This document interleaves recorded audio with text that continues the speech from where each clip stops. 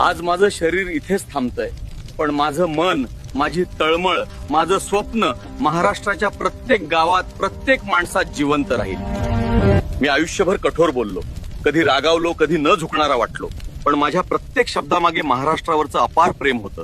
हे आज सांगून जायचं राहिलं. माझ्या मृत्यूवर राजकारण करू नका, माझ्या नावावर भांडण करू नका.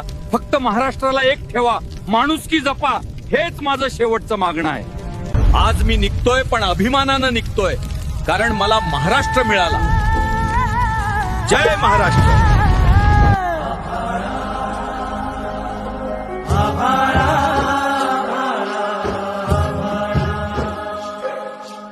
कसदार बीजा पोटी कसा तारारला इळा पांडगुळा पायी झाड काढत कागळा. Download ShareChat.